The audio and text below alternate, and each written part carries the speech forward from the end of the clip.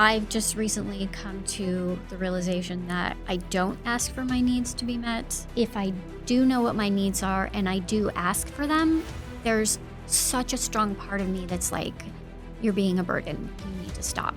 Men bond best through vasopressin more than oxytocin. If you don't give him problems to solve, things to help you with, or challenges to overcome together, he actually won't appropriately bond to you, and he'll actually begin to feel useless to you. And the worst men will push in and say, oh good, she never asked for anything. This is a free ride. Your needs are actually gifts to a good person. I love to help people. Why wouldn't other people want to help me? Right. I'll tell you what healthy men are looking for.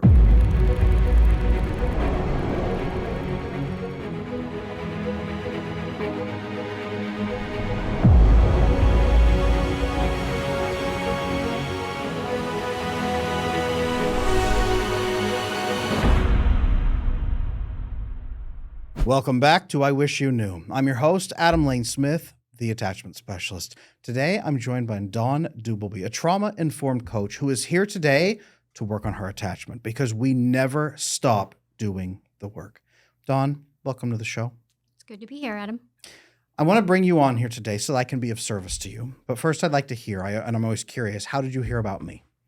So I was watching some YouTube stuff on attachment, and I ran across your YouTube channel and just binged a bunch of them.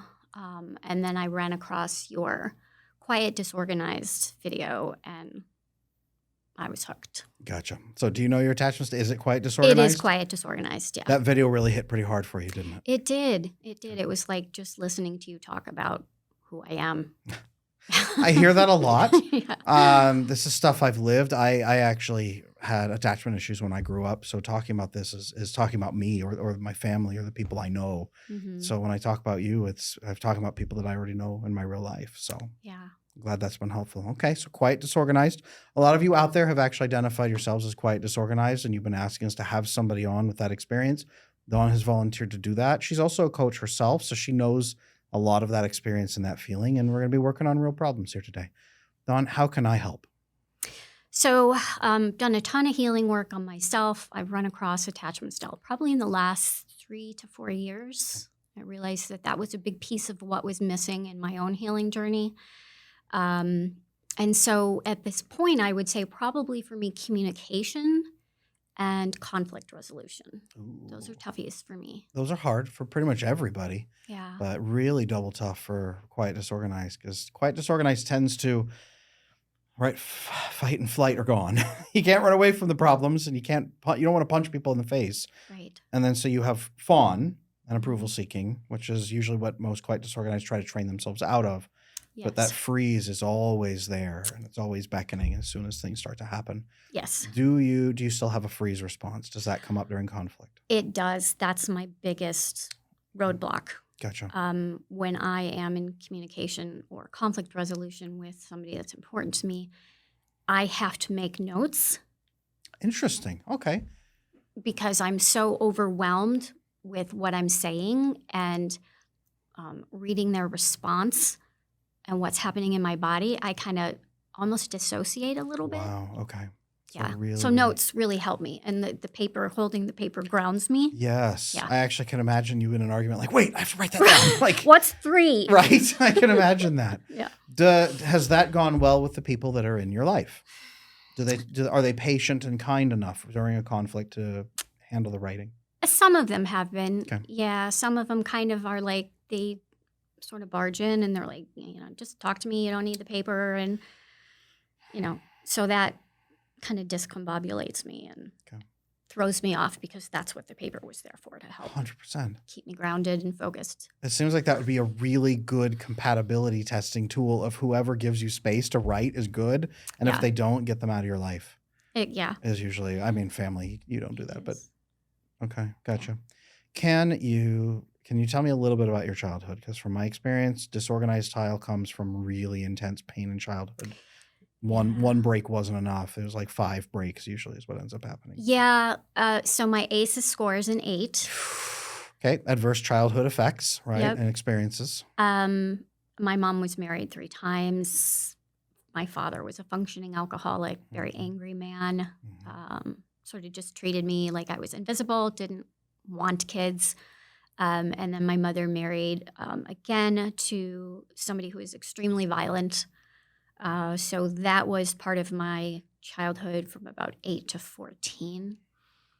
And then my mother married again about 6 months after she divorced him. And it took me like probably 3 years to trust the man. I'm really curious. How was your mother's third husband? Because it took you 3 years to trust him. And that's true of any human probably at that point. Right. How was he? He's a good man. They're still married. They're still married, okay. Yeah, he's a good man. What do you measure good man by? Because I'd imagine the bar is not very high from father and stepfather. Yeah. He's kind. He's involved. Okay. He's patient. He was very loving and supportive towards my mom. Okay. And he was nice to my sister and I. There was no concern over, is this man going to do something, or is he going to be mean, or he was a safer harbor than what I'd experienced growing up. That was probably very confusing for you, though. It was. My mom asked if what we thought about him before they got married, and I said, I don't want you to marry him, and because I didn't want any more men in the house. And she said, well, I'm going to marry him. Oh, good. So thanks for asking. But yeah, it worked out well. Okay. He's a good man. Okay.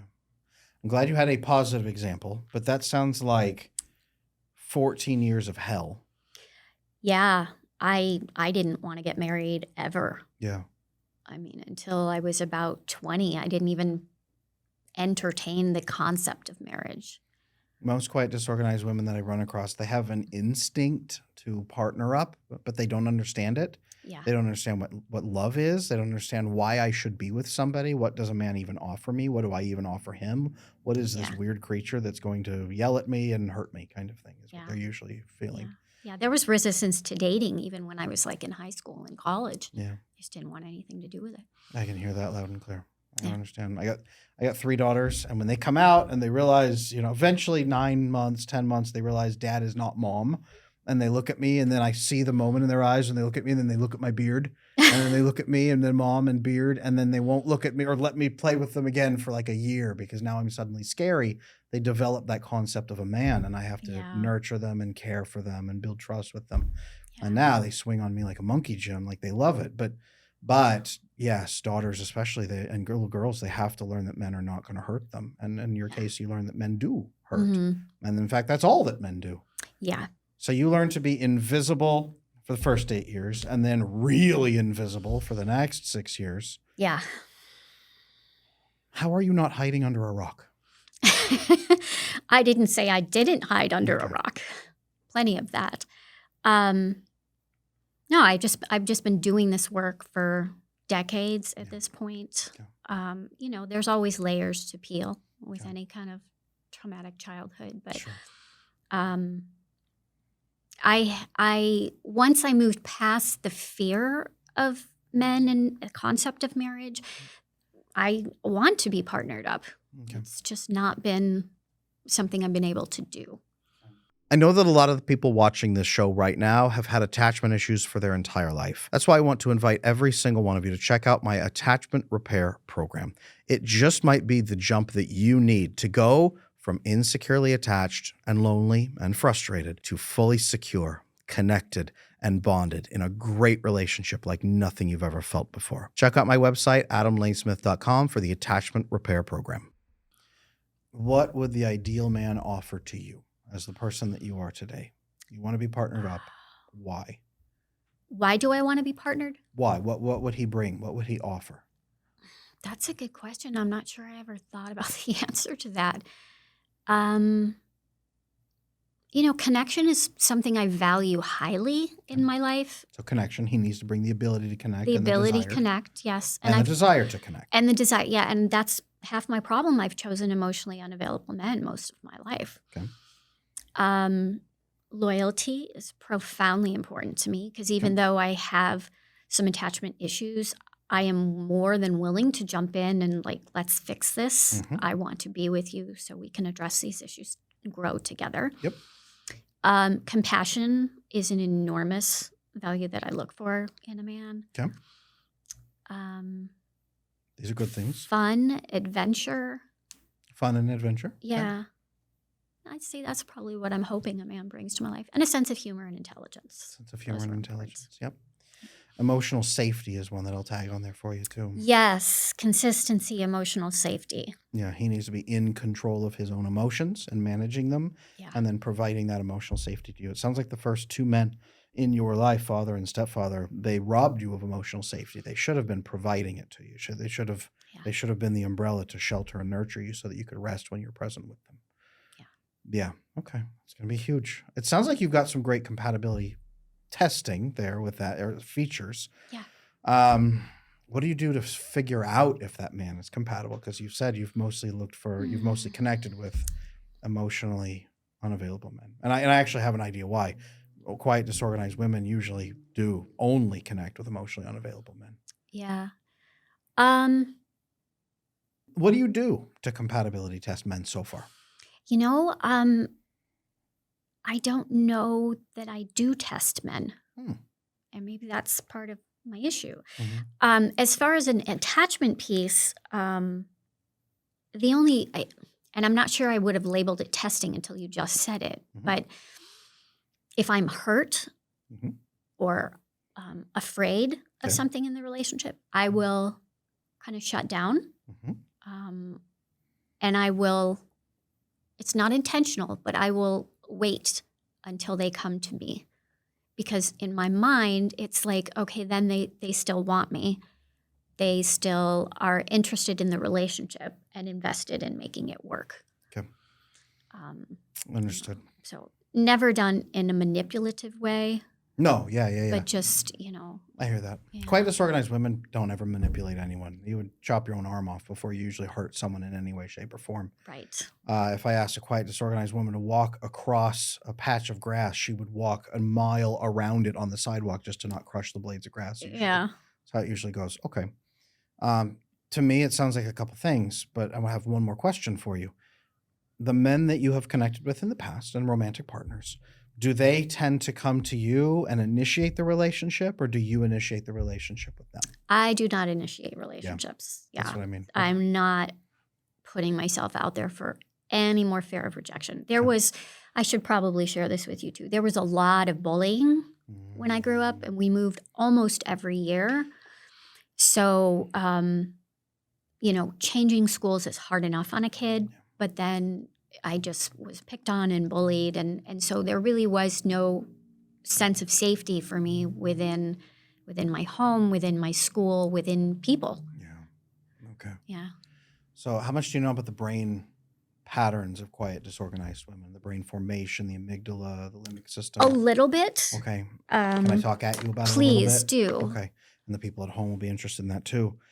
So the way that quiet, disorganized forms is you usually go into anxious mode as a child.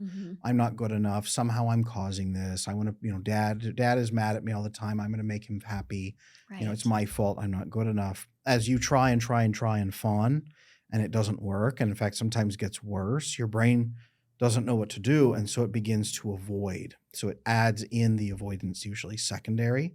So the low self-esteem is there first, then the avoidance comes next because it's never good enough. Right. But when you're 1 or 2 or 3 years old, you can't run away and escape from your parents, so the flight goes away. Yeah. And you can't fight back, usually. Maybe you tried when you're 6 months old, kind of thing. Right. And you get vastly punished. You say you talk back once and never again, so fight goes away too. All you have left is fawn. And when that isn't working for you, your brain has nothing left. All it has left is the freeze response. So what happens is your vagus nerve in your chest, first, your amygdala detects a threat. Now, when you have quiet, disorganized, your amygdala is packed with potential threats. Everything's a threat. Yeah. You're looking at me right now, probably like, you're watching my face, you're watching my eyebrows, you're hearing my voice. You're listening for a threat right now. You can't turn it off. It's always running. And so when you're with a partner, you're sitting on a couch watching a movie, you're seeing how they shift, how they move. Did he eat today? Is it a sunny day? Is it a cold day? Did I do the dishes right? Whatever your brain is doing, constantly scanning for potential risks because your dad and your stepdad trained you that way. Right. So your amygdala is hyper vigilant at all times. This does a couple things. For a purely anxious person, your prefrontal cortex underdevelops, but that's not you. Your prefrontal cortex didn't underdevelop, it overdeveloped. Your prefrontal cortex, like an avoidant person, overdevelops and squashes your ability to express or even feel your own emotions. Yeah. So it will numb them for a while. So you might feel your emotions later. Do you have a delayed emotional response? I do. Yeah, okay. Yeah. That's that. Your brain says, I'm not going to feel my feelings in the moment because I'll be so terrified. I won't be able to handle it. So I will delay and feel my feelings the next day or the next week or whenever it takes later. So number one is that. And then expressing your emotions is also incredibly difficult. That's a danger. So if you start getting into a situation where someone is pressuring you to talk fast, explain yourself, all of those high level risks of a conflict, your brain first tries to go to the prefrontal cortex as the amygdala is screaming. Prefrontal cortex overloads, shuts down. It reroutes through the limbic system. You have fawn. Just tell me what to do, right? Tell me what to do. And the other person's yelling at you, mad or whatever it is, or just doesn't calm down. All you have left is the freeze response. Freeze. And then your Broca's area of the speech center actually shuts down. It diminishes. So you'll actually feel yourself speaking like a middle schooler, then an elementary schooler, then like a kindergartner. You'll actually feel your language skills going down. That's fascinating. To mutism, where you're mute. Right. And this is where you're trying to write frantically. So it's a different area of the brain actually for writing than speaking. So that actually makes sense. It's going to activate the different part of your brain, still diminished, but not as bad. Right. As that begins to diminish, you can't articulate. Now a couple things happen. You don't look panicked to the other person because your prefrontal cortex is still suppressing emotional affect. You're going to be blank. Yeah. And it actually would look better if you were terrified. If you look upset, if you look freaked out, then the other person would understand. But when you have a flat affect, the other person thinks you don't care and you look indifferent. Right. And then they get more upset because they don't know what you're doing. Just talk to me, quit writing. And you're just sitting there calmly writing like this, but inside you're freaking out. Yeah. That's part of the problem too. We can fix all this. we can fix all this. This is workable. Good. 100%. But that's the brain chemistry in a nutshell. Your vagus nerve shuts down, dorsal vagal shutdown. So we have to fix this. What it's trying to do is prevent damage from the other person damaging and harming you because you did the wrong thing. But it also is preventing a seizure because your brain is going to go into such a high mode that it could have a seizure, which is why it shuts down instead. Goes the other direction. Has actually been a problem for me. There we go. Yeah. That's the nervous system. Yeah. Doing that because your system just can't handle it anymore. Okay. So what we need to do is a couple things. Number one, we need to identify emotionally safe people in your life and have you primarily around those people. Remove anyone who is not emotionally safe as much as possible. I don't mean kick them out of your life and scream at them or anything like that, but minimize contact with them to calm your nervous system. Usually supplements during this time is really, really good. We can talk about that. You and I talked before the show a little bit, and I know supplements. You and I chatted about supplements a little bit, but there's a couple that I want to check in and see if you're using because they actually can help.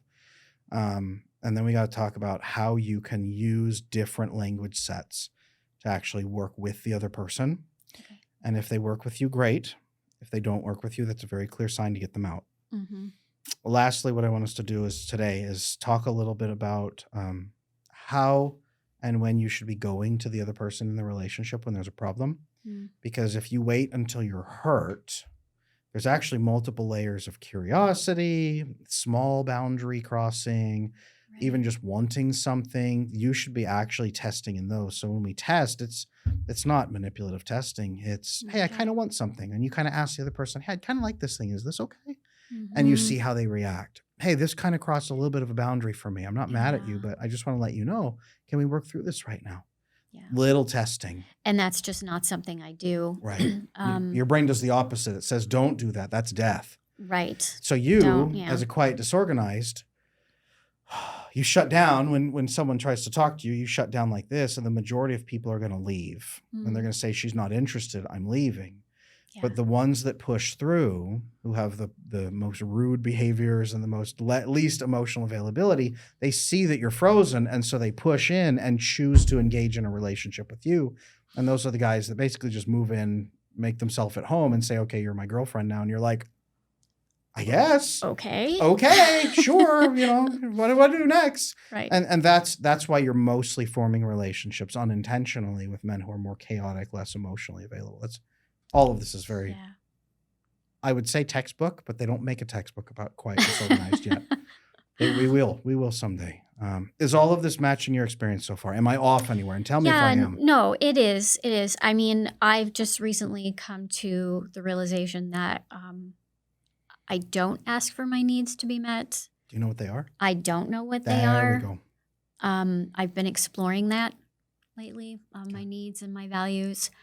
But even if I know them, knowing myself, it would be very difficult for me to, in the moment, let the person know something they're doing is upsetting me or I need something from them in that moment. Mm-hmm. And then if I do know what my needs are and I do ask for them, there's such a strong part of me that's like, you're being a burden. You need to stop. And they're just normal relational things, but it's so challenging for me to ask for that. Yeah. You keep saying in the moment, and that's a big challenge for a lot of people. Do you mostly do things in the moment? You try to have the conversation in the moment? No, I go home, I process, like you said, for a week or two. I get pissed at the person, then I get mad at myself because I know it's me not communicating, and then I make notes and I spend another week working up the courage to go and talk to them. Okay. It's a process. How often have those conversations gone well for you? It's only been something I've been doing in the last probably 3 to 6 months, to be honest with you. Are you doing them with a partner? Or are you doing them with friends? Friends, and I started with my parents. Ooh, okay. How's that going?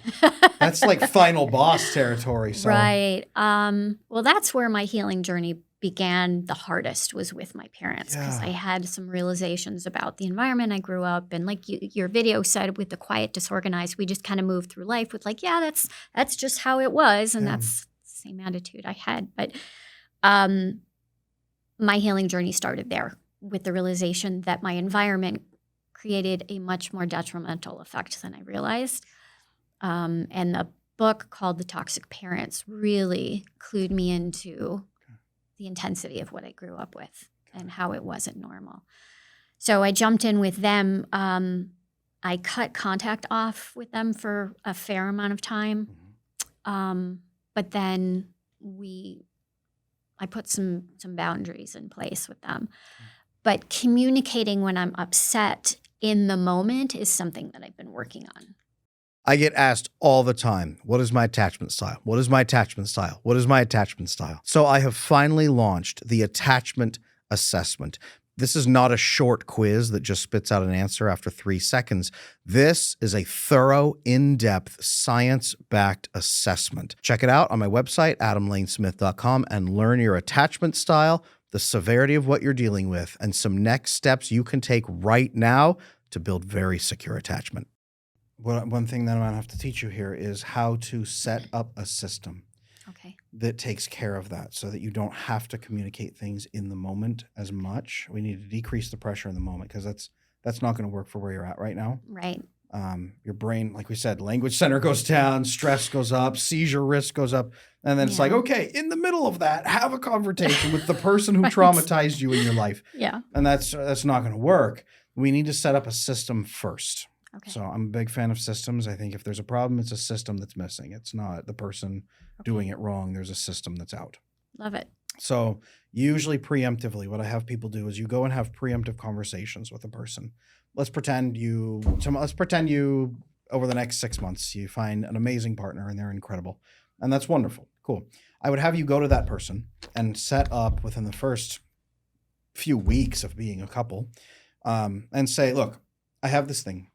I have a very difficult time processing my emotions in the moment just because of my past experiences, and language is really hard for me. I have a really tough time articulating things.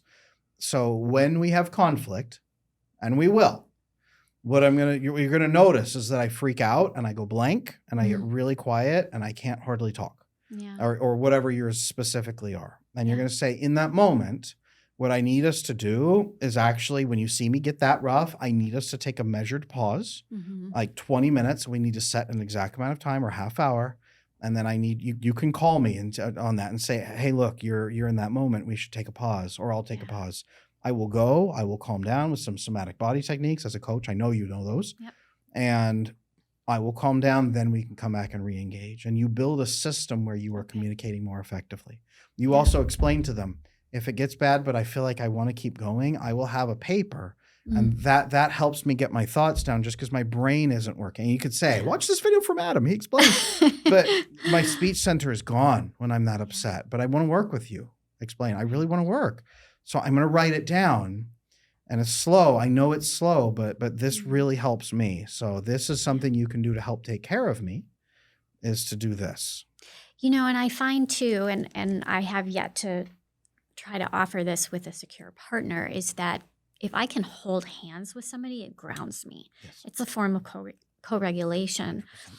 And it's like, it grounds me with connection to the other person. And then it's also certainty in that moment that this person's not going anywhere. Yes. They're there for me. Yes. Calming for your nervous system. Yes. So they're not about to walk out and abandon you in the middle of it. Right. That's gonna raise Broca's area, so you actually gain your linguistic skills back. The more that you can co-regulate, the more system you have in place, so you don't spike as high and stress, and the more that you can co-regulate and bring down in the moment, the better everything's gonna get. Yeah.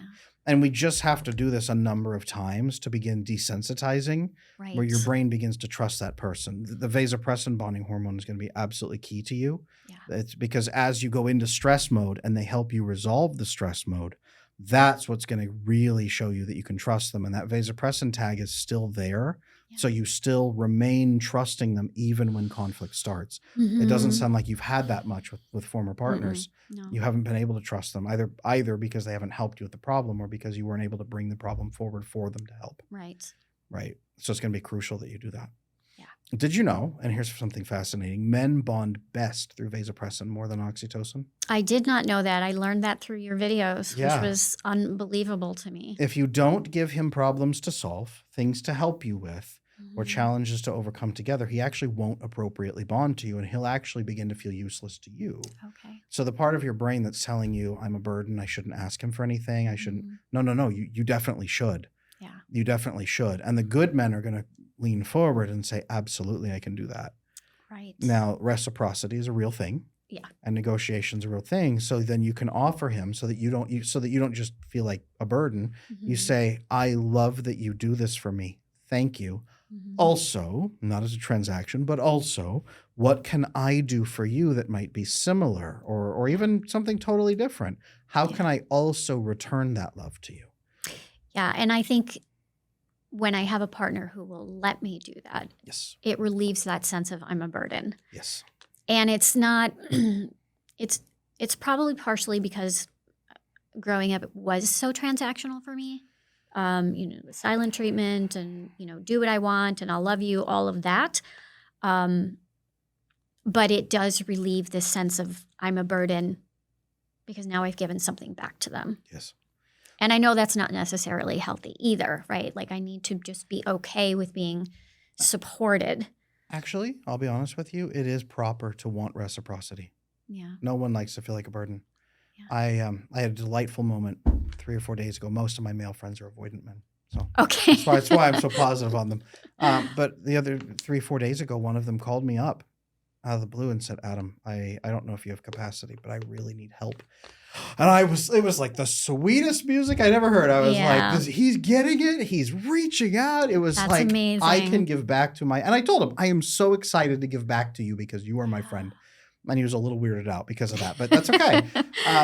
It is a huge good feeling to be able to give back in reciprocity. Yeah. The negative impact is I can never give enough to equal what you've given me, so I will always be a burden. Right. That's the messaging we need to break. Is that happening for you? Yes. That's the issue. Yes. So when I asked you at the beginning of this, I said, what does a man need to be bringing to you and offering to you? I'm very, very curious what you think a woman is offering to a good, secure man. What do you think he wants from you? And I'm asking this knowing my daughters look at me and say, what does this creature want from me? And I have to train them into what a man wants from them for character, morals, companionship, kindness. So what would a man want from me? Besides the physical obvious. Let's just take that off the table.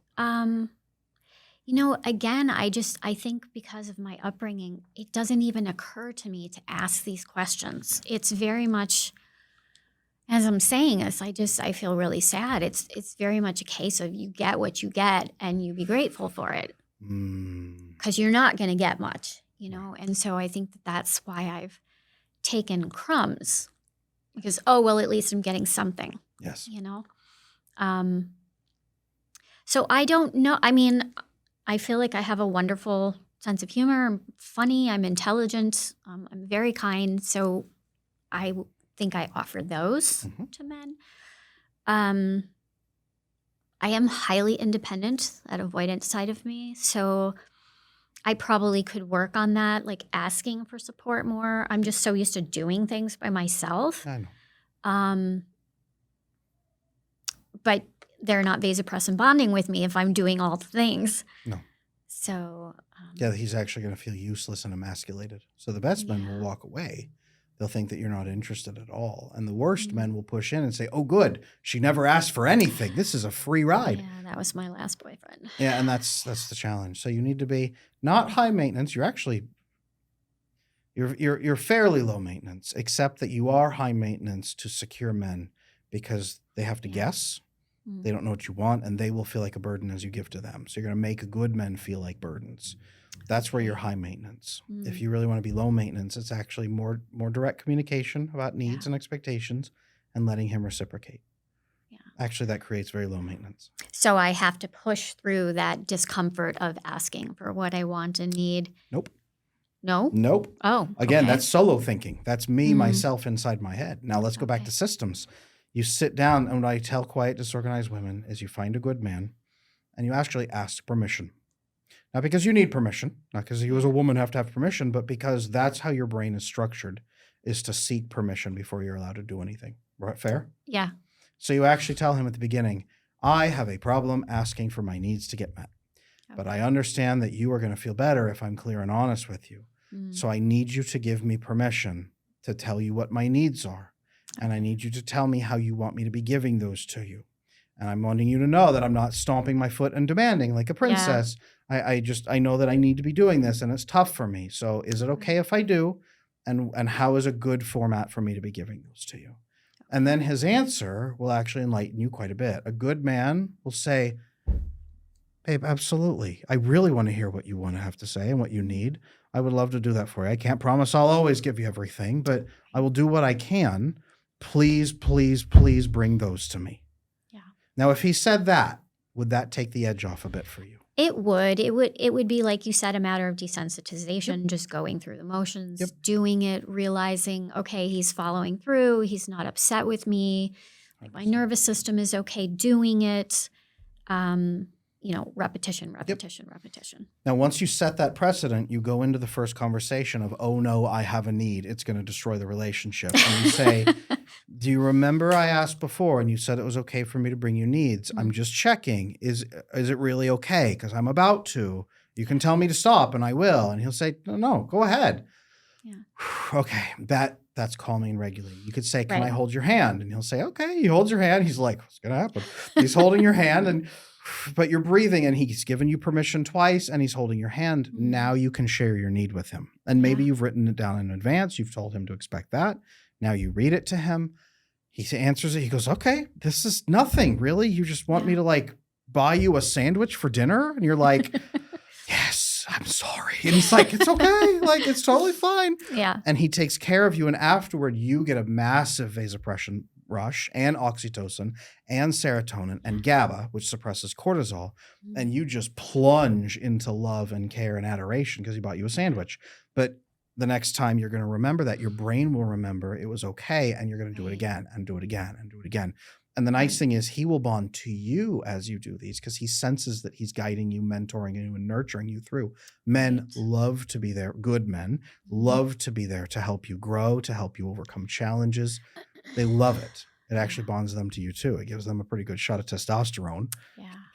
He goes like this. Yeah, I took care of my woman. He feels good like this. And again, if you're not doing it, that's what you're robbing him of. But if you're doing it, you're giving that to him. Your needs are actually gifts to a good person. Does that make sense? It does. I never thought of it that way. But yeah, I mean, I love to help people. Why wouldn't other people want to help me? Right. But my brain doesn't work that way. It's because the people that were around you didn't. And so your brain has programmed that everybody else is a sociopath. Yeah.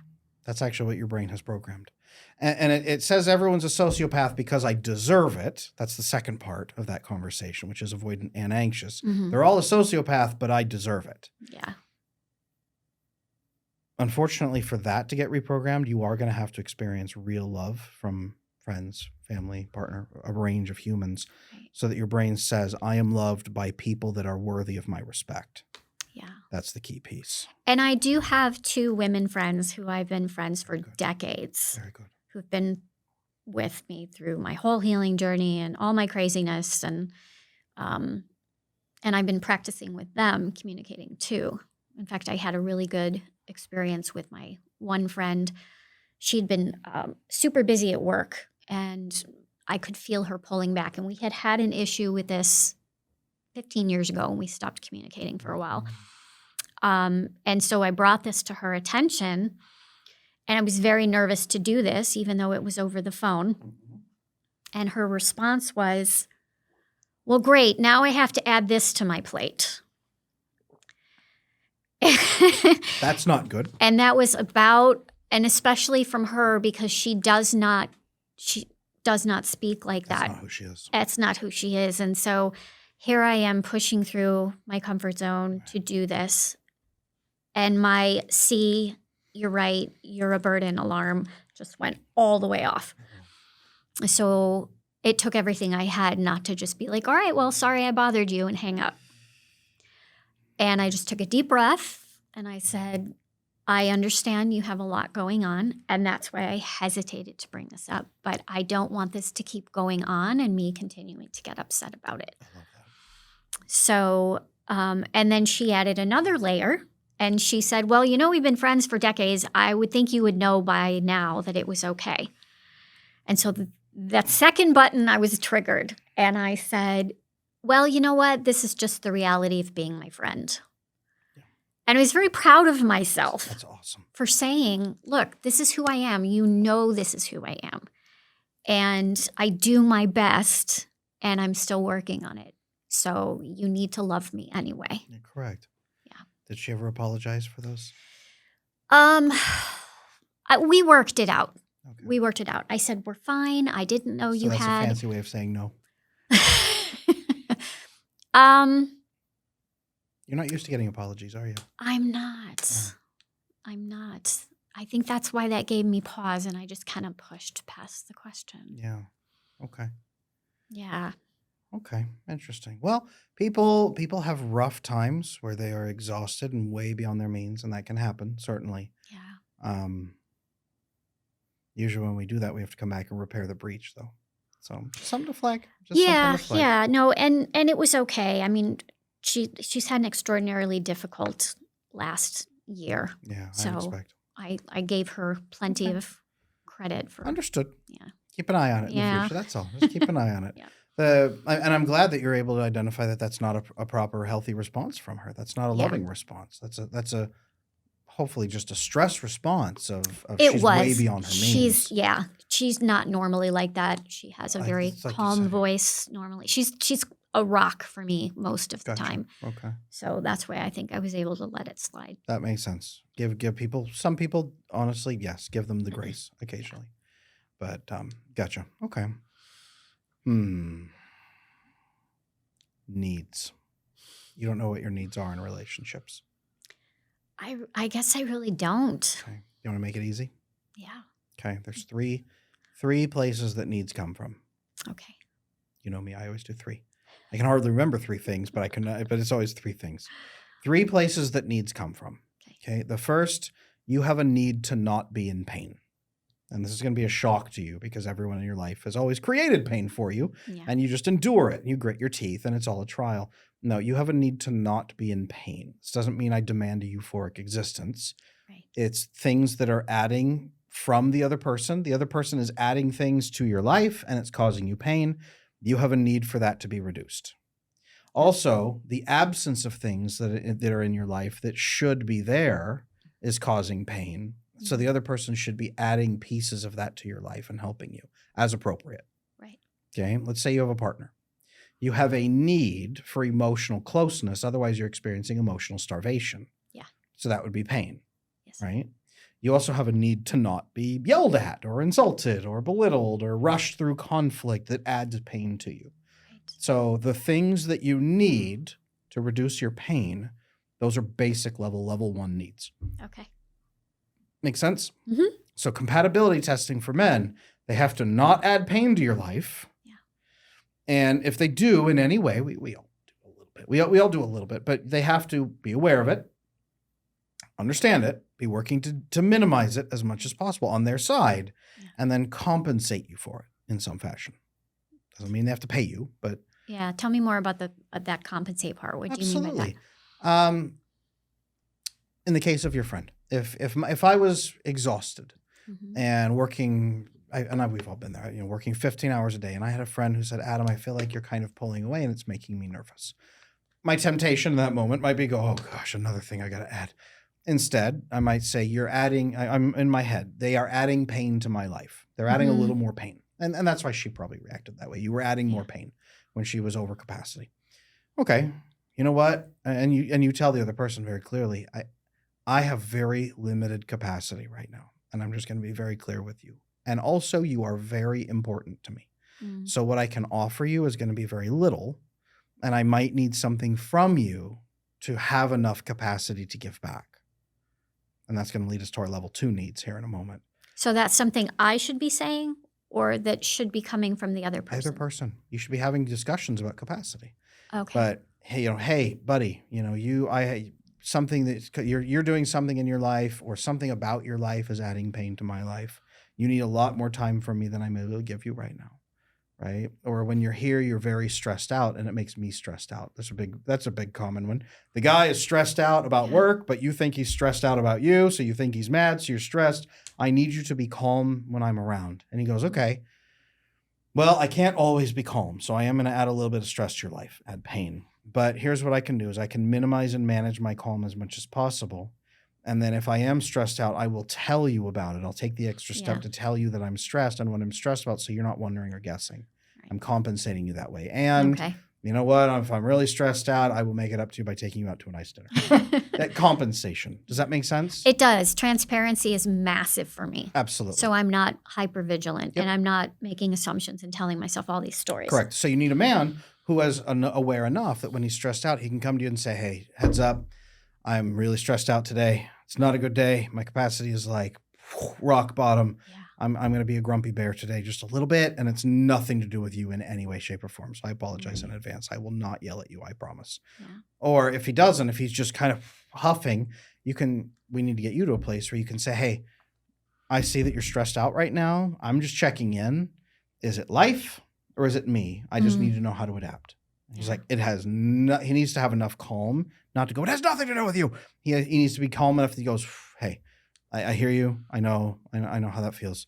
It has nothing to do with you. It's this work situation. See, and that right there, that conversation is not something that would even occur to me as something that I can do in a relationship. If he's stressed out, I'm going to tell you this. If a good man is stressed out, and his stress leads you to be more stressed, so you go into helicopter mode, hovering around him, poking, prodding, trying to figure out, it will actually add to his stress and make him more upset. So that's one way he needs you to reduce pain, because you're adding pain to his life when he's stressed out. Yeah. He actually needs you to come in and ask a very clear question. Do I need to worry about anything? Is it between us or is it not between us? Yeah. Nope, not between us. Cool, zero pain. Right. You've actually removed any pain that you could be adding from his life. So he has a level 1 need. So a good man that you're with, he's going to need that from you as a level 1 need. Yeah, and it knocks out both pain points 100%. On both sides. So I like that. So one piece of homework I'm going to give you is look at places where you're in pain in relationships. This isn't just romance, friends, family, whatever. Okay. So with your parents, for example, look at places where there's pain. With your friends, look at places where there's pain. You have a level 1 need, and people that care about you should care about pain. Okay. It's pretty significant. Level 1 is like make or break for the relationship. Sure. Level 2 things need to be sustainable. So it's not enough to not be painful. I have to have time to allot to this. I have to have energy for that. I have to have capacity. I've just worked 15 hours and you want me to sit with you for another 6 hours and hold your hand while we watch a movie. Right. Like, I don't know if I can do that. I don't know that I have capacity. This is where you have discussions about capacity. I care about you a great deal. I just don't have the capacity for that right now. I can't give you 6 hours. I can probably give you 45 minutes. Is that okay? Yeah. Yeah, it's just articulating these things, right? But and it's moving past the nervous system piece where dealing with the discomfort of that and coming to the realization like this is a normal conversation that a healthy, secure couple has. Yes. And this is, I'm training all 5 of my kids into this right now. They come to me and say, Dad, I want this, or I want this, or Dad, I want this. And I say, okay. I don't tell them no. I say, okay, well, here's how much do you want it? And are there any time limits that we're aware of besides you just want it? Okay, here's how we can make this work. Here's what I can offer to you, my capacity and our understanding of how we can do this together. Here's what we can do. Can we make an agreement here? It's the same in a relationship. In most healthy male-female relationships, man wants physical intimacy, woman wants emotional intimacy. All right, they both want the other thing too, but men build it through physical, women build it through emotional. Then you cross over. It's no different from the husband coming to the wife and saying, hey, you want to go? And she says, hey, you know what? We haven't spent any time together in like 2 weeks. I feel kind of disconnected from you. Yes, I will. But if we can go on a date first and spend a little bit of time talking, we can both enjoy it. I'm happy to take care of your need, but I have some capacity problems right now. Right. Can you give to me a little bit? Does that make sense? It does. It's the wife coming to the husband and saying, I'm feeling really lonely this week. And the husband goes, I am working 16 hours a day. I have nothing to give you. But if you can wait until the weekend, let me rest really good. And then let's go out Saturday night and have 3-4 hours of just sitting and talking at an Italian restaurant. It'll be great. Right. I'm happy to reward you, but give me this week, please, because I have nothing left to give. Yeah. It's capacity, sustainability. If they push, they add pain to your life. If they demand, they add pain. Now it's level 1 and level 2 at the same time. Right. Make sense? Yeah. Yeah. And I think for me too, I have been trying to push the comfort level of communication with friends and family. And if for the most part they have responded or I've moved through the discomfort of the responses well. Okay. It's when I don't get the response that leaves me feeling safe, I completely shut down. Yeah. And I go into flight mode. Yeah, you're programmed for that. Yeah. So you can actually have that conversation with them in a calm moment and say, just a heads up, I'm letting everyone know that I'm having these communication issues. I'm sure. Do they know about them? I'd like to call a committee, please. Yeah, Can correct. we have a Zoom meeting for 14 people? Well, you let everyone know one by one and say, I'm letting everyone know I have these communication challenges. Have you ever talked to your family about that? Do they know that you have communication issues in your brain, or are those secret? Not in my brain, no. I think they know because when I try to communicate, what we did over Zoom, I couldn't even look at them. Okay. I think they know is usually my clue to say the other person has no idea and is vastly misunderstanding you. That's usually what that means, because you're guessing that they are 100% logical, perfect social understanding, perfect cues, total awareness, full logical brain, and that they understand your emotions. Yeah. And if they did that, I do not think you would be the person you are today. Right. If your parents were that logical in your family. And I have a very, most of the time, flat affect. Yep. That's quiet, disorganized. That's safety. Yeah. So, no, they don't know. I'm just going to go out on a limb right now and say they have no idea. They have guesses, and their guesses are probably catastrophically wrong, and there's probably a deep misunderstanding between you, and they probably are assuming the worst. And that's just, we're going to have a conversation to fix that. Right. So letting them know, heads up, here's something about me that you should know. When I'm in a conversation with someone and it feels weird, I freak out and I shut down. You've seen me go blank. Yeah, I was wondering what you were doing. Yeah, I'm shut down, and I don't know how to communicate. So if you and I were talking and I get really quiet and start shutting down, it's actually my body and my brain are shutting down. Yeah. And it's like all the lights get turned off and I have no more ability to even speak. And it makes me just like want to run away. And they'll say, oh my gosh, I had no idea. If they're good people, they'll say that. And you say, okay, so if you see me doing A, B, or C leading into that, I'm just notifying you right now. That's what's about to happen. Right. So if that's happening, I'm going to wave my hand and tell you, shut down, all right, or wave a red flag or something. And I'm going to step away for a little bit and breathe, and then it will come back online, and then we can keep talking. But I'm just telling you now that that's what's happening. Yeah. Now, doing this will be terrifying. Yeah. But if they can accept and receive you, well, actually, that's proof that they care about you, and you'll bond to them, and they'll actually bond to you. You both will bond in that conversation. And then when you do it, if they care about you and help you, you will both bond together in that moment too. Does that make sense? It does. It does. Yeah. Hard to imagine getting there probably. A little bit. Yeah. A little bit. I find that my stepdad is more receptive to those things than my mom. From what you've explained, yeah. That makes sense. There's a lot of underlying covert narcissist type traits within my mother. To create disorganized attachment style, there's usually at least one parent with a personality disorder. Yeah. Usually. Question for you. So if I'm establishing a new friendship or a new relationship, at what point is it safe to bring these kinds of conversations up? If you were becoming friends with someone who had an issue in this way and it was causing them pain and suffering, and you also were confused about how they were behaving, when would you like to know? Oh, well, as soon as possible. There we go. Okay. Okay. It's not day one necessarily. But sure. What I usually tell people is, date number 3. Really? That early? Date number 3. Date number 1 is let's get together and talk and share and see if we have a good match. At the end of date number 1, we see if we're both looking for committed relationship, not casual sex, and you just double check. Then date number 2 is more about personal values and goals and hopes and what you're building.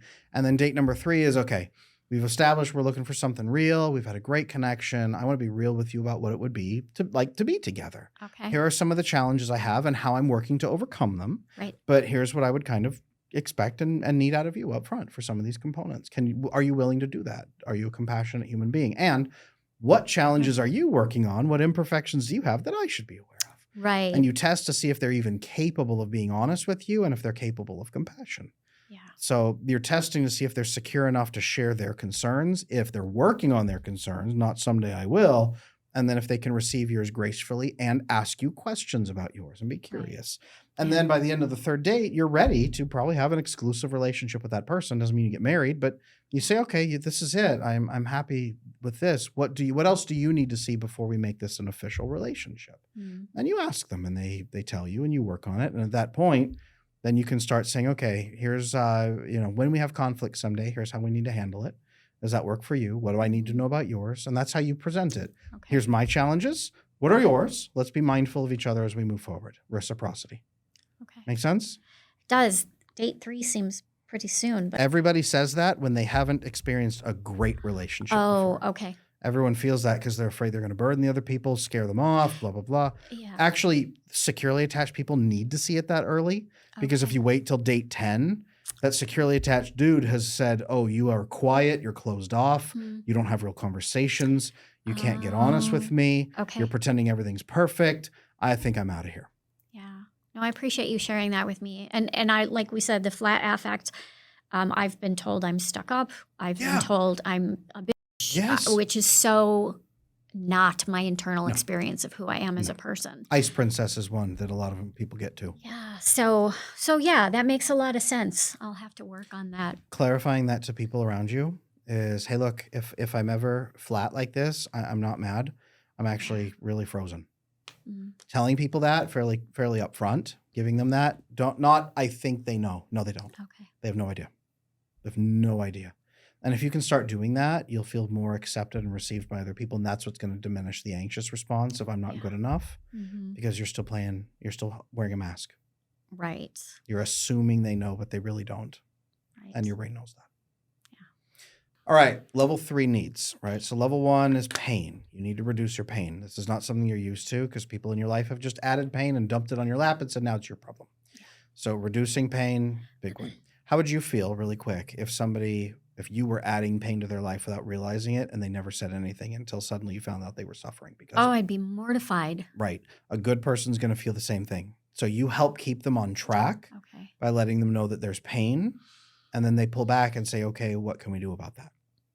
Make sense? It does. Okay. Level 2, sustainability. How would you feel if somebody was taking from you and then never gave back? I'd be annoyed. You'd be annoyed and exhausted. Right. Now, how about the other side? If you were taking from other people thinking everything was fine, then you found out that they had been depleted and they were just giving you and never said anything. Yeah. Well, that's not something I do, But how would you feel if you did? I wouldn't like it. Correct. It would be horrible, right? Yeah. That's the other piece. So your needs are there as a guardrail for you and for the other person. So if you're not doing these things, I have to add pressure to you now. If you're not doing these things, you are wronging the other person. You're actually betraying them. You said loyalty was really important to you. Yeah. So I'm going to need you to tag this in as a loyalty component. I must share my needs or I'm betraying their trust. We have to layer that in because you're not a person who's driven by pleasure or joy. You're a person who's driven by pain. Right. So we need you to anticipate so much pain if you don't share your need that it's worse it's worse to not share it, and it's easier to just share it. Yeah. Does that make sense? It does. Put another way, your brain is anticipating so much pain if you share your needs. We need it to be more afraid not to. Yeah. Cool. Level 3. This is gonna be a tough one for you. Okay. You have a need to optimize your life. Anybody who's in your life should be adding value to your life, not drinking blood from your neck like a vampire. Okay. You're not a charity. Yeah. Are you? Okay. Do you have any small infants who can't walk yet? No. Okay. Those are the only people that should be doing that from you and taking. As if you are literally running a charity and like an orphanage or something, right? Yeah. Or small children who can't walk. Those are the people that take from you and you just let them take. Right. Apart from that, if they're a grown adult, they should be managing the relationship appropriately and actually adding something to it for you. Yeah. Mandatory.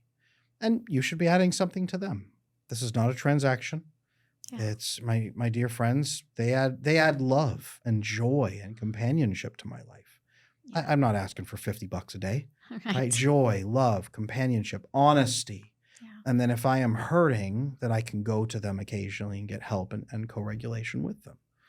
I will say, as we're having this conversation, I do sometimes find that a challenge to give to other people. Is it because you have very little left to give from everything that's been taken? Maybe. It's an interesting question. I think that it's such a deeply embedded part of my experience that it's like you neglected me to such a degree that I'm just going to stay over here and you're not going to have to worry about me, which incorporates, so I'm not going to give you anything because I'm just going to stay here where it's safe. Yes.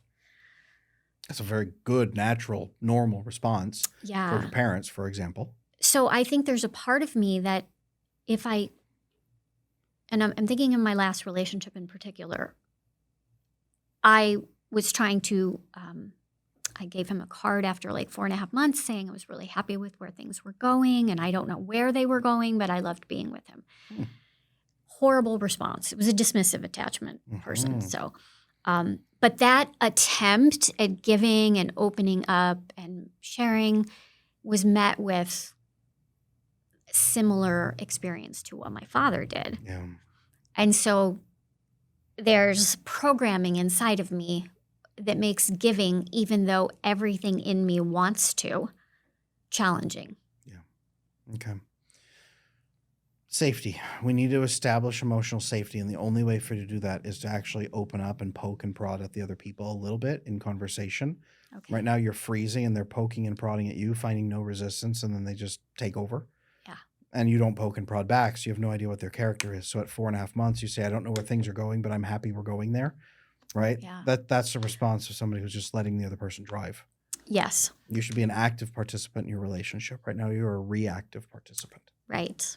We need to shift you from reactive to active. Yeah. Which means asking for your needs to get met, having these conversations fairly quickly, more upfront. Yeah. you're going to weed out the bad actors who don't want to be around you. In fact, the more questions you ask, the more that the people that don't want to be asked questions will leave. Yeah.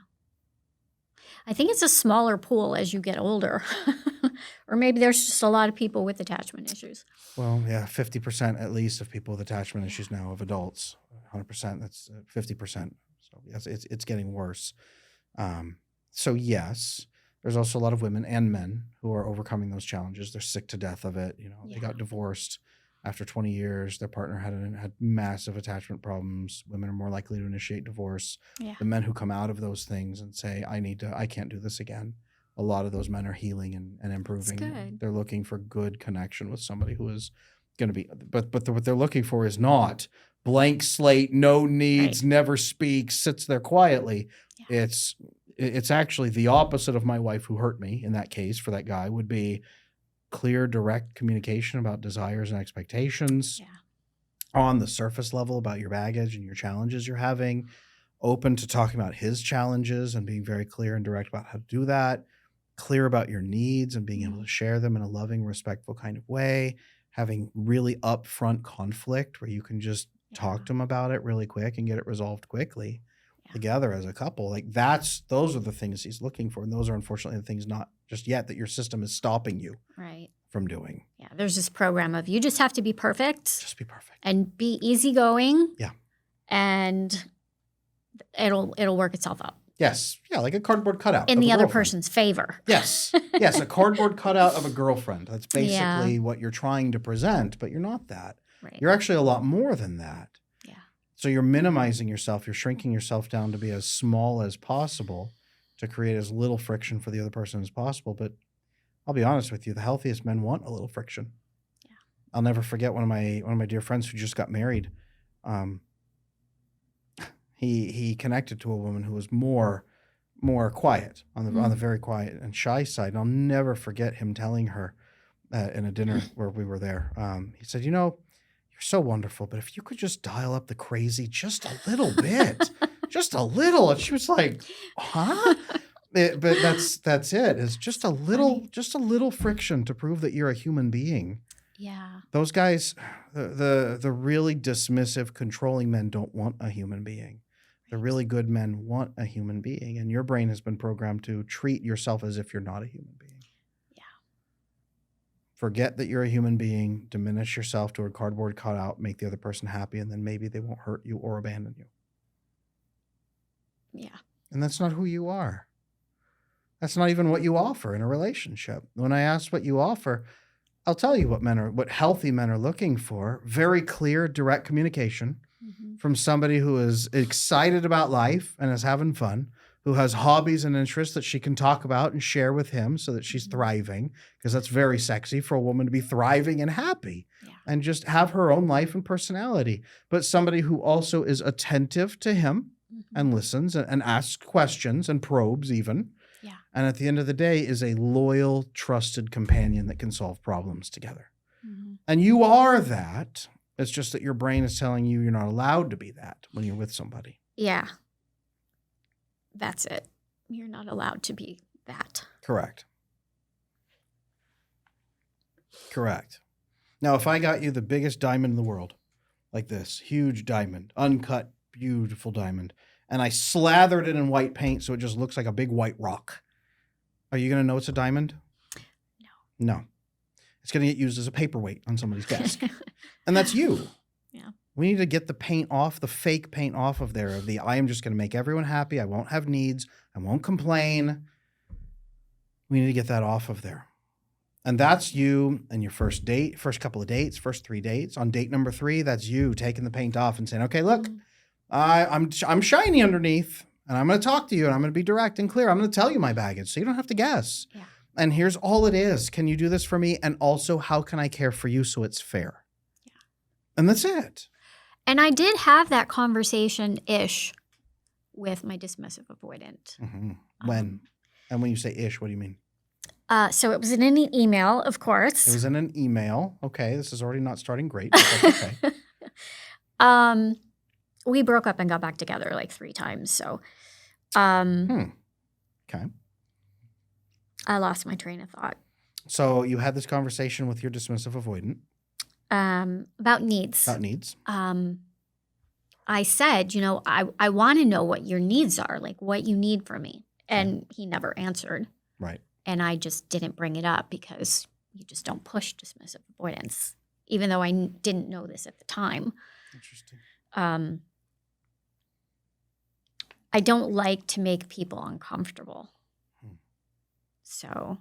Do you think the same thing makes everybody uncomfortable, or do you think there's things that make dismissive avoidance uncomfortable that actually might make secure people very comfortable? Yeah, that's a good point. Okay. Do you want to make really unhealthy people uncomfortable so they leave? Probably. Yeah. That's actually that's a tactic you need to have in your life, is you need to make the restaurant, so to speak, inhospitable to the people who you don't want there, but perfectly hospitable to the people you want to be there. Right. You want the people that are supposed to be there to stay and be very comfortable, and the people who are not supposed to be there to say, this is awful, let's get the heck out. Yeah. Right now, by trying to please everybody, actually what you're doing is attracting the worst people you don't want, and the best people are saying, this place is not for me, let's get out of here. Yeah. You can't have it both ways. You can't be appealing to everybody. I keep trying to tell myself that. You can't be everything to everybody. So you're a coach. Yeah, I am. You've had to do marketing probably at some point, right? Mm-hmm. Okay. With marketing, if you never, ever, ever identify your target audience, ever, you try to appeal to every human on the planet. Right. How does that go? It doesn't. Okay. You get 70 different kinds of people who don't necessarily need to use your services. Correct. Yeah. And none of them are willing to pay for anything, right? You're not targeting anybody. Yeah. Now let's talk about instead the opposite. Let's say that when you're hyper-focused down, you saw my video about quiet, disorganized women and felt like I was speaking straight to you. Now here you are. Yes. Okay? Niching down works. Mm-hmm. You need to niche down in your life. Yeah. You don't need 800 people that approve of you. You need a partner, 2, 3 friends. That's it, actually. You need about 3 human beings. To be honest with you, in total, for your brain to fully reset and your whole system to change. Yeah. Now, quiet, disorganized people usually experience a lot of medical health challenges and things like that as well. When you talked earlier about feeling like you don't have much to give to other people, are your energy levels running really dry? Yeah, I'm trying to recover from chronic fatigue syndrome. Okay. It's something I've had for the last 4 years, and I'm fairly convinced that it started during COVID. Yeah.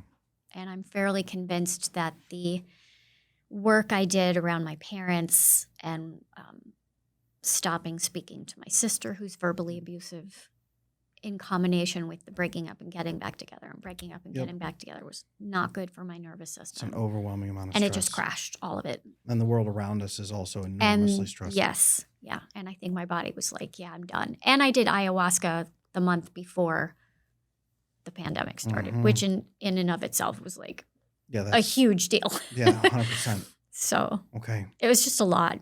Yeah. Gotcha. Do you are you into supplements? Do you like supplements? Mm-hmm. Okay. Have you ever taken taurine? Have you ever tried taurine or glycine? Glycine's amazing. Glycine's amazing. It's really good for sleep. Okay. Calming the nervous taurine system. might be something you might want to look at. Okay. If glycine is like a heavy blanket that kind of sits on you and prevents you from spiking. Yeah. Taurine is more like a shock absorber. It prevents the spikes from hitting.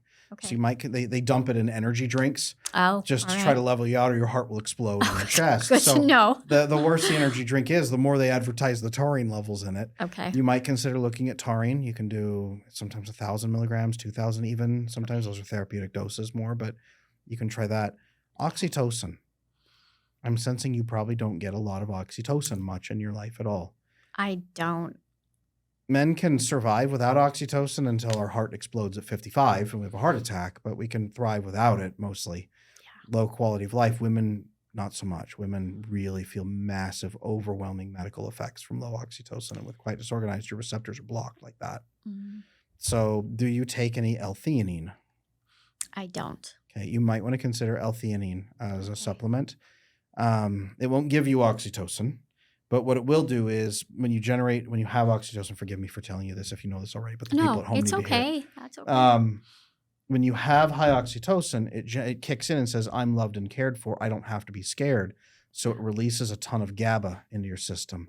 And GABA floods in and says, okay, now I'm not going to worry anymore. I'm going to be calm and relaxed. And it suppresses your cortisol.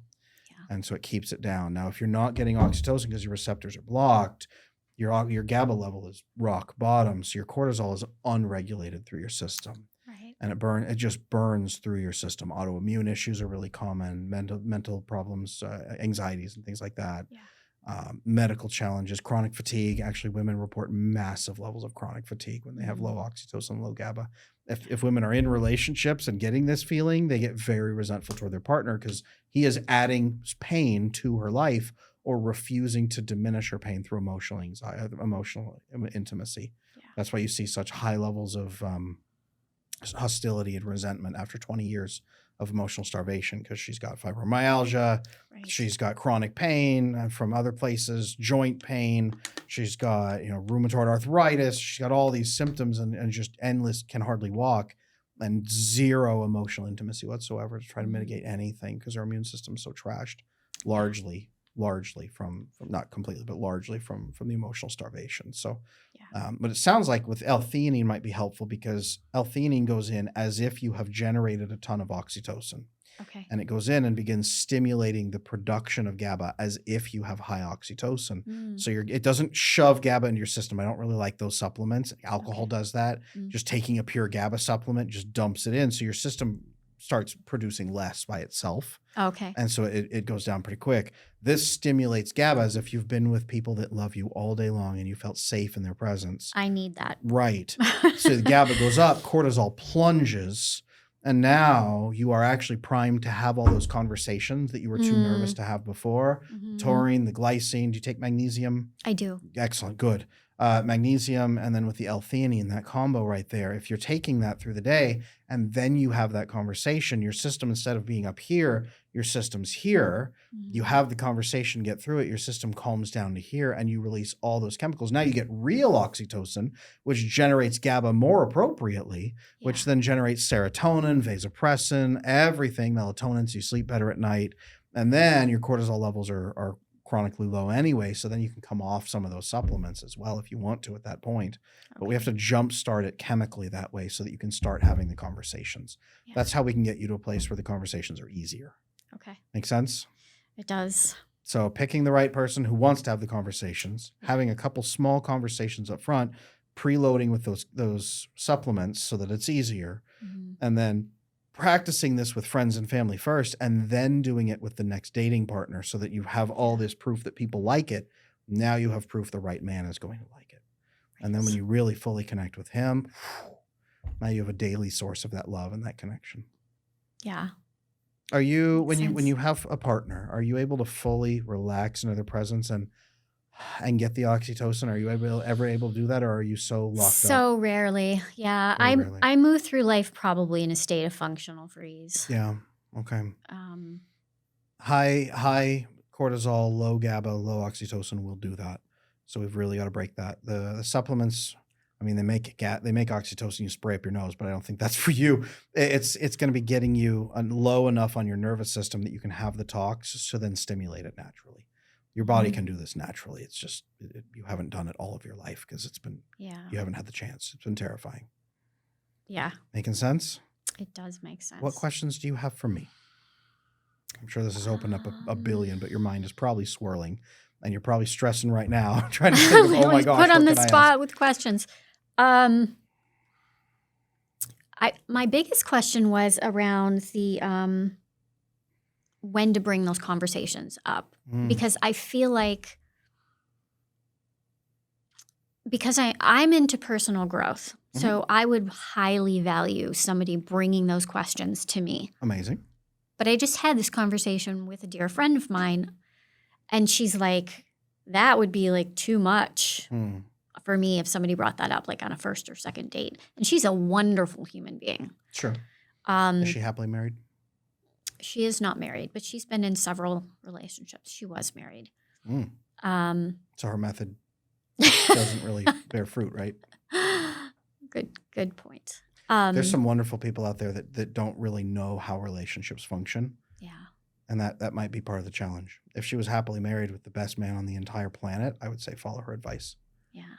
I like what you're saying because I'm a very intellectual, logical person, and I like systems and I like a plan. Mm-hmm.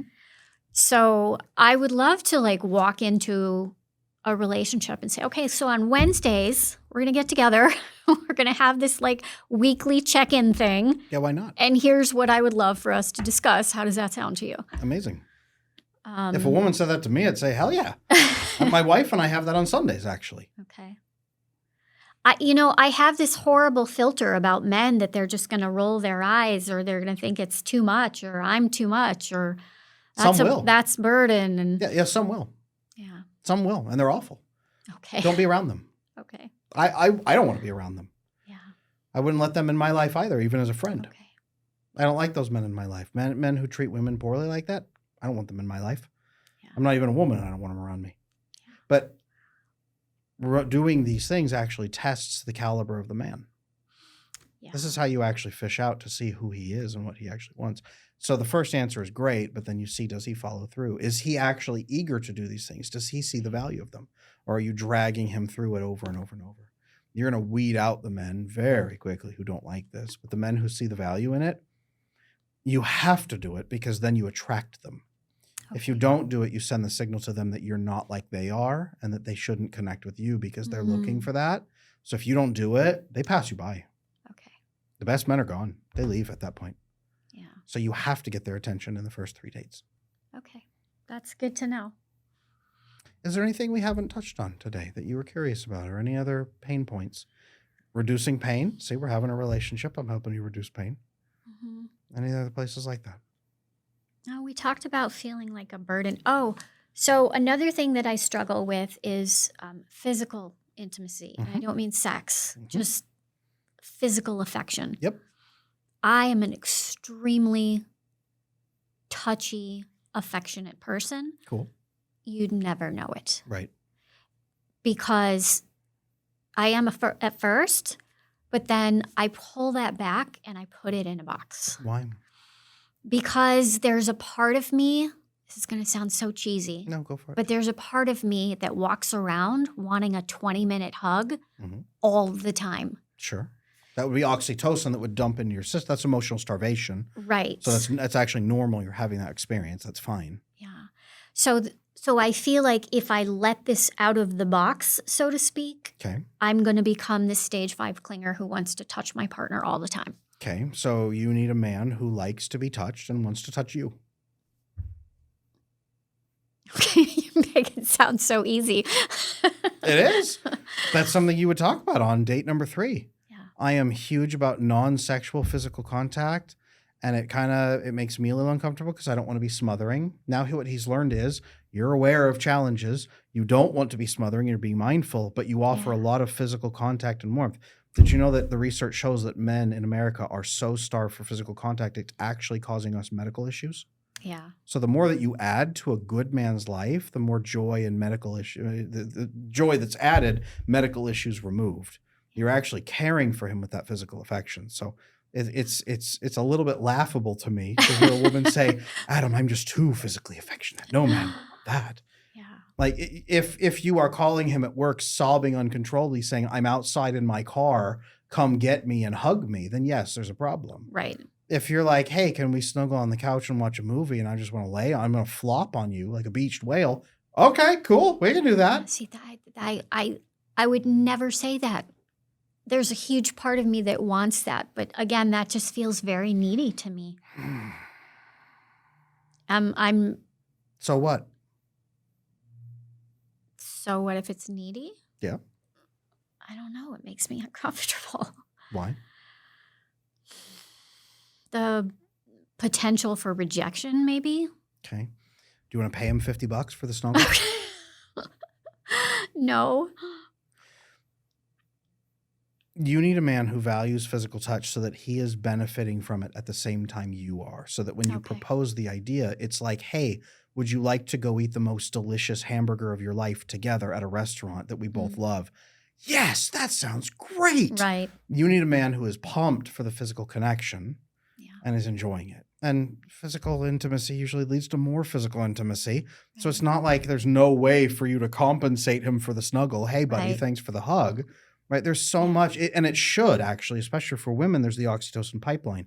Emotional safety and intimacy breeds oxytocin.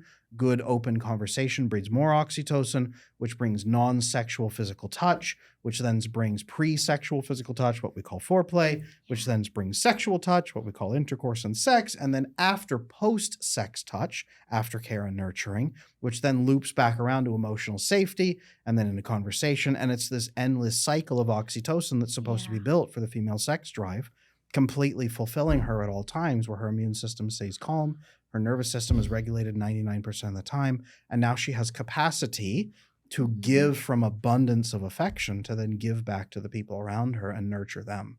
That's what it's supposed to be. So you feeling like you're cringeworthy because you want a hug for 20 minutes, that is the most basic of human needs. Yeah. Have you ever had a cat or a dog? I have 5 cats. Right. And when they crawl on your lap and want snuggles, you're like, oh, get out of here. You're too needy. Not at all. No, you're like, oh, good. Right. Right? You're grateful for it. Yeah. The right man is going to match you, but you need to find the right man. You're not appealing to avoidant men. Yes, avoidant men will be like, whoa, love that isn't physical, isn't sex? Whoa, get out of here. Yeah. Make sense? It does. Your concept of man in your head is all wrapped up with avoidant attachment style or personality disorder is what it is. You need to, it sounds like, are there any, your stepfather, I was going to say, are there any good men in your life? It actually might be enlightening for you to sit down with your stepfather and say, I haven't really had a loving father I can run this by. Now at this stage of my life, can I run this by you? What do men want from women? Is it needy to want a hug? Is it needy to do this? Is it better? Would you be happier if a woman asked you for what she needed clearly or never asked you? It sounds like you need to actually sit down and interview a good man and get his answers. You're hearing me right now. You're in essence, you're interviewing me. Okay. You're hearing a man who's been married 16 years with 5 kids, right? You're hearing me tell you this. I'm just one man. Okay. You're stacking it up against all the evidence in your life. You need to be talking to an additional man, other men, good men, and interviewing them and hearing if it's actually true. And that's not going to prove it to you, but it's at least going to give you enough courage that on those first couple of dates, you can start telling the other man that. Say, hey, look, if you're going to date me, I'm a little bit clingy. I occasionally ask for hugs and I like to snuggle sometimes. And he's going to be like, that's not needy. I would love that. What do you think I got a girlfriend for? Like, I want the physical affection. Come on. Yeah. And that's one thing you actually offer to him is deep physical affection and warmth. Most men, when you say, what do you want from a woman? They go, and you can say, oh yeah, but what else? And he goes, well, actually, most men will say, well, actually, even more than that, I really just want someone to just like sit with me and sit on my lap or snuggle with me or just be with me on a Saturday night. Years back, I sold a course called How to Get a Girlfriend. How to Get a Girlfriend. Just teaching good men non-manipulative methods. Be a man who inspires women that healthy women will want to be with you. That was just be secure, right? Be loving, be kind, have good conversations. And I tried marketing like at the very beginning. All my buddies were like, yeah, we market like this, like sex. I tried like, hey, do you want a good girlfriend? Do you want to have the physical intimacy with someone you care about? Sold almost no copies. When I started saying, it's Saturday night, you want somebody you can have a great conversation with. You want someone to just sit with you, go to bed together, relax, and just lie in each other's arms. Just line out the door. Every guy on the internet wanted this. And that's what you need too. Yeah. It's mutual fulfillment, right? Mm-hmm. Everything you think is so unacceptable about you is exactly what the good man out there was looking for. The things you find unacceptable are things he wants from you. Yeah. And you're not going to know that until you present those to him. You will chase away the men that don't want that, the avoidant men, but you will attract the man who wants the best of you. Yeah. Make sense? It does. I'll say it a different way. You've been trained to reject the best parts of yourself. You need to stop rejecting them. Yeah, it's a hard message to overcome. Yes, that who you are is unacceptable and unwanted. Yeah. The only way to overcome it actually is not intellectually or in your brain or chanting a mantra. It's actually to go out and find good people and ask them questions about what they want from you and hear their answers and then experience the relationship with them and see them be happy and see them say, no, babe, this is great. You're like, really? And it's like, yeah, this hug was wonderful. Yeah. You need the biochemical experience. We are biochemical creatures. We learn best through biochemistry. We learn best through experience. We don't learn through intellectualization. Not really. That's not what our system's designed to believe. You were taught through biochemistry as a child to be fearful and afraid and disconnected and reject those parts of yourself. Intellectualizing in books and ayahuasca retreats and all those things, those are not going to fix it. Yeah. Real experiences with good human beings who actually love you is what's going to fix it. And not somebody, hopefully, who, bless her heart, she's stressed out, but not somebody who says, oh, great, another thing to add to my plate. Yeah. Someone who takes a breath and says, okay, I get where you're coming from. Talk me through this. Just so you know, my capacity is so low right now, but I care about you. My capacity is low. What can I do with very limited capacity? Yeah. And then, a week from now, I'll have more capacity. Or if you can do this for me as my friend, I can then do this for you as your friend. Can we take care of each other? Yeah. That would have been a better answer. Yeah. So you need people like that in your life. You need a good man in your life like that. So can you make a list of places in your life, relationships where there's pain? Can you do that? Mm-hmm. Can you make a list of places that are not sustainable yet? And then have some conversations with people about smoothing those over. I think so. Those would be needs. And during that conversation, it's not just you. You actually open up the floor and say, now, are there any places that you're in pain? It's a two-way, both of you at the same time conversation. Yeah. You said you wrote an email to your avoidant boyfriend and said, what are your needs? Well, it doesn't sound like you in there said what your needs were. Yeah, I think I did. I'm pretty sure I did because I was talking about words of affirmation and quality time. Okay. So it was in there. Okay. But yeah. I'm glad for that. Thank you. Didn't work out so well, but thank you. Well, the right man is going to be curious because he's going to try to figure out what you need and how to help you. And that's something that I need to work on personally too, is having that sense of curiosity about the other person, because that wasn't modeled for me. There was no curiosity about me, my inner world, my emotions, what was going on. So it doesn't occur to me. When you're stressed out, curiosity goes away and it's replaced with hypervigilance. Yeah. And trying to detect threats. Mm-hmm. So you go into the relationship not curious about the other person. You go into the relationship and say, how can I not screw this up? Yeah. When they ask me what my hobbies are, I say hypervigilance. Yes. Being afraid. And painting. Fear. Fear is my hobby. Right. Yeah. We're going to have to fix that, okay? Yeah. Anything we haven't hit on yet today? Sounds like you've got quite a bit of homework to go do and some things to think about. Yeah. Okay. No, this was hugely helpful. The piece around the language part of the brain shutting down, really fascinating. Makes so much sense. It helps me understand. I have less shame around it now because I've always felt like immature, that I can't manage that. Oh, no. Yeah. So that was really helpful. Yeah. It's your brain trying to shut down and protect you, actually, is what it is.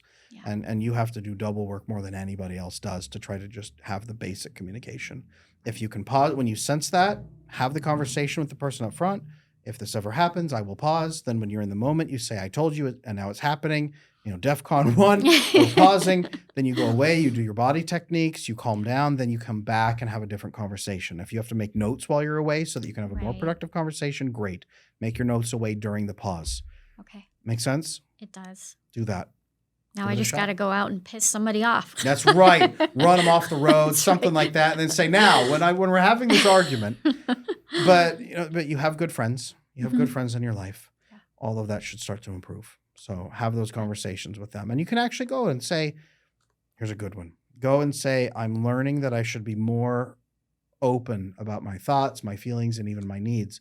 Do I have your permission to do that in our relationship? Okay. And is there anywhere in our relationship that you have needs that aren't being met? You do both at the same time. I love that. That's a great starting place for you and your friends and family. Yeah, I love that because that's a very safe corner for me to do 100%. that. Yeah. There you go. There's your next level of homework. Awesome. Go get it done. All right. Awesome. Well, everybody at home, thank you so much for following along. A lot of you asked for Quiet Disorganized episode because a lot of you were quite disorganized too. If this made you cry, that's okay. Honestly, it's a good response to a very, very painful story. But I'm proud of you, Dawn, for coming through this. This is good. Thank you. I was so excited to be here. I'm so grateful that you were here. Everybody at home, make sure you leave comments in support of Dawn. And if this resonated with you, let us know. We'd love to hear from you. If you have questions, leave them down in a comment too. Make sure you subscribe and like so the algorithm picks this up and boosts it so everybody who needs to see it can see it. And also, I want to offer, how should I say this? I want to offer an invitation to anybody out there who has challenges in your life too, that you're looking for some help.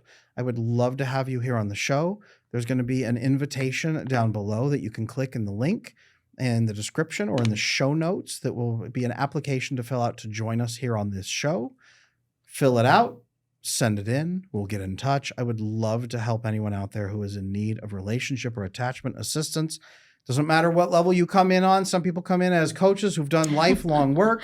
Other people are just beginning this journey. I spoke to one person who had only known me for 2 days on the internet, and we shook hands and had a great conversation. So if you need help, fill out that form and come on in. And if you'd like to reach Dawn herself, reach out to Dawn at overcomingyourtrauma.com.